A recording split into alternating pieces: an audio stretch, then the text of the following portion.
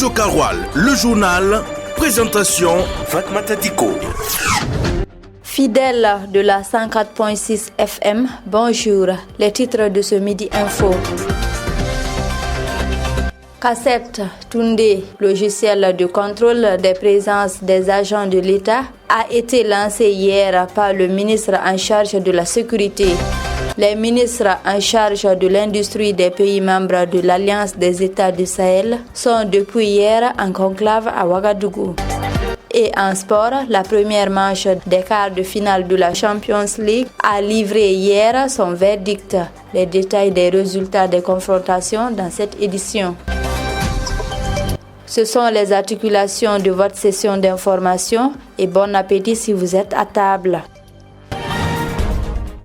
Commençons cette session d'information dans la ville de Ouagadougou. En effet, à la veille de la fin de la première phase des journées d'engagement patriotique et de la participation citoyenne, le ministre de l'économie, Dr Aboubakar Nakanabo, et la ministre déléguée chargée du budget, Fatoumata Bako Traoré, ont effectué hier mardi 8 avril 2025 une visite symbolique sur le site maraîcher de la ceinture verte de Kossoguin. Elle vise à encourager les femmes locales qui œuvrent pour l'autonomisation féminine ainsi que la sécurité alimentaire dans les zones périurbaines. La photo sonore de cette sortie avec Cheikh Yannick Somé. Le site maraîcher visité est situé à Ouagadougou et fait partie de la ceinture verte de Kossoguin. Les cultures maraîchères, essentiellement de légumes bio, composés de tomates, oignons, aubergines, choux, sont cultivées par une centaine de femmes. Ces cultures sont vendues dans les marchés de Ouagadougou. À l'occasion des journées d'engagement patriotique et de participation citoyenne,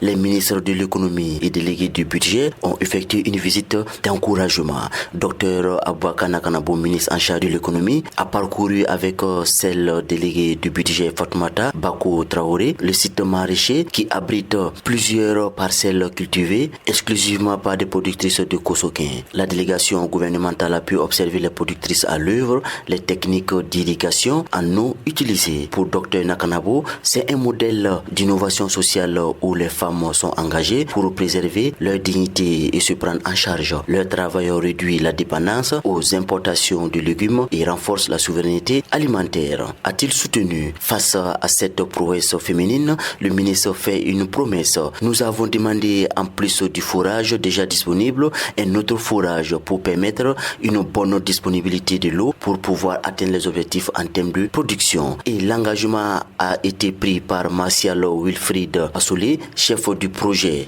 d'urgence de développement territorial et de résilience pour la réalisation de cette infrastructure. Sur le site de Kossoguin, il est prévu l'installation d'un château d'eau de 10 mètres cubes, un forage de 8 mètres cubes, 6 bassins de 3 mètres cubes chacun. En plus de cela, il y a aussi des infrastructures connexes qui sont prévues, notamment un hangar de causerie, des toilettes et un local technique pour les installations électriques et aussi un poste pour le ministère de l'Environnement pour pouvoir assurer la veille du site, a-t-il affirmé. À noter que le site maraîcher de Kossoguin fait 1,37 hectares et est situé dans l'arrondissement 4 de Ouagadougou vers l'hôpital Paul VI derrière le mur de la direction de l'enseignement catholique. À présent, évoquons ce logiciel de contrôle de présence au sein de l'administration publique. En effet, le mardi 8 avril 2025 à Ouagadougou, le ministre de la Sécurité, Mahamadou Sana, a présenté Cassette Toundé, un système de pointage des arrivées et départs des agents du service des passeports ainsi que la collecte des avis des usagers. Ce système entre dans l'amélioration de la gouvernance dans les services publics. Le compte rendu de Mamoudou Diallo. Une technologie en phase d'expérimentation au service des passeports et au commissariat central de police de la ville de Ouagadougou a été conçue par un Burkinabé vivant aux États-Unis, Wendeni Jules Kader Kabouri, avec l'appui de la Direction générale des transmissions et de l'informatique DGTI. Cassette Toundé, qui signifie preuve d'exemplarité en langue morée, permet de contrôler les heures d'arrivée et de départ des agents grâce à un système de reconnaissance faciale. Ce système aussi permet de recueillir des avis des usagers sur la qualité, leur niveau de satisfaction, sur les services rendus ainsi que la gestion des congés, des permissions et les missions des agents. Mamadou Sana a félicité Wendemi Jules Kader Kaboré, le concepteur de Kasetounde, en invitant la jeunesse burkinabé à suivre son exemple en mettant leurs compétences au service du pays. Il a aussi annoncé l'élargissement de ce système dans plusieurs secteurs de son département afin d'améliorer la qualité du service public. Restons toujours dans la capitale politique du Burkina Faso. Les ministres chargés de l'économie et du commerce et des représentants du secteur privé de la Confédération des États du Sahel, AES, ainsi que des experts du Burkina, du Mali et du Niger ont tenu une rencontre depuis hier et se poursuit jusqu'au 9 avril 2025 à Ouagadougou. Au cours de ces 2 jours, ils vont échanger sur les modalités de mise en œuvre des recommandations de la première réunion ministérielle tenue le 19 octobre 2024. Les détails de cette actualité avec Désiré Ninkema. Selon le secrétaire général du ministère en charge de l'industrie, du commerce et de l'artisanat du Burkina, Alassane Ouedraogo, cette rencontre s'inscrit dans la continuité des engagements pris par les chefs d'État de l'AES lors de la signature du traité instituant la Confédération des États du Sahel le 6 juillet 2024 à Niamey, avec pour objectif clairement affiché de créer un cadre fédérateur pour encourager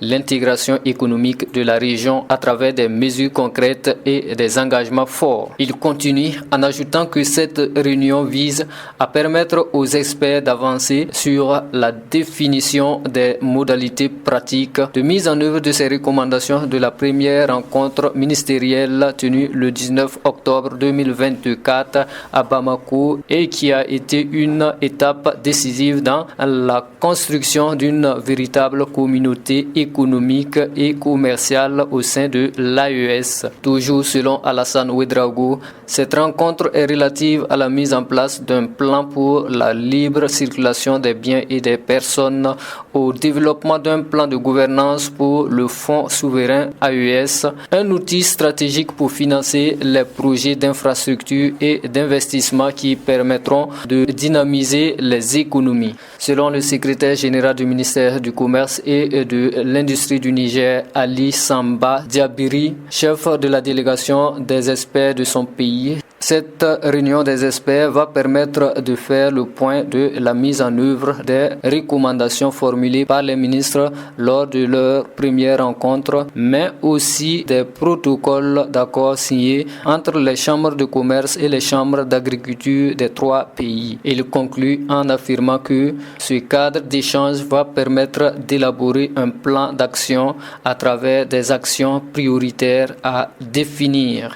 L'actualité internationale est marquée par cette tension vive entre le Mali et l'Algérie qui se traduit par la convocation de l'ambassadeur d'Algérie, Kamel Retieb, à Bamako par le gouvernement malien le lundi 7 avril 2025 après la destruction d'un drone malien par les forces algériennes, ainsi que cette forte mobilisation de la foule devant l'ambassade d'Algérie à Bamako le mardi 8 avril 2025. Ismaël Konfé. Bamako dénonce un acte hostile et accuse Alger de collusion avec des groupes terroristes. Selon les informations maliennes, l'appareil menait une mission de surveillance dans l'espace aérien national lorsqu'il a été abattu dans la nuit du 31 mars au 1er avril dans la région de Kidal. Le ministre des Affaires étrangères, Abdoulaye Diop, a exprimé une vive protestation et déplore la voie choisie par Alger qui est en pleine lutte contre le terrorisme. Un acte que les populations n'ont pas apprécié en se mobilisant devant l'ambassade d'Alger à Bamako. Ils ont exprimé leur indignation face à cet acte perçu comme une provocation tout en réclamant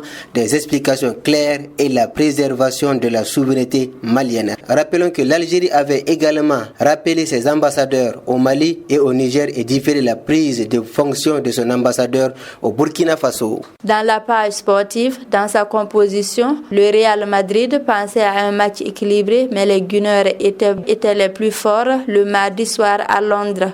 Pendant ce temps, les intéristes faisaient la loi à l'Alliance Arena chez les Bavarois. Retour sur cette première manche des quarts de finale de la Champions League avec choc Yannick Sommet. À l'Emirates Stadium, les hommes de Arteta se sont montrés intraitables devant les merengues qui pourtant espéraient une victoire pour essuyer la défaite en championnat le week-end dernier. 3-0 est le score sans appel qu'Arsenal a infligé au Real Madrid. À la 58e minute, Riz sur un coup franc somptueusement tiré offrait le 2-0 à Arsenal et son doublé de la soirée. Merino aussi sanctionnait la maison blanche. Face à la pression londonienne, Kamavinga a pris un carton jaune à la 69e minute, puis un autre à la 90e minute. C'est là ainsi le sort de Carlo Ancelotti et ses hommes. Dans l'autre opposition de la soirée, Inter Milan a décidé de s'offrir une victoire de prestige à l'Alliance Arena. Devant les milliers des supporters bavarois, les Milanais arrachent le 2-1. Martinez sur un service de Thuram a ouvert la marque à la 38e minute avant la pause.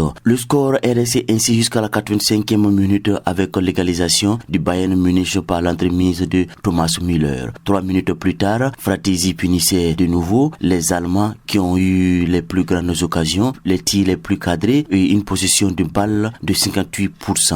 Il faut attendre maintenant le mercredi 16 avril pour confirmer ou infirmer la qualification de Arsenal et Inter Milan en demi-finale de la Coupe aux grandes oreilles. Mais en attendant cette date, les quarts de finale se poursuivent ce soir avec un certain FC Barcelone trop en forme cette saison contre Dortmund et Paris Saint-Germain à Aston Villa. Des matchs à suivre à partir de 19h. Radio Karoual, le journal, présentation Fatmata Diko. Et c'est sportivement que nous refermons cette session d'information de Midi Info. Le full day dans quelques instants.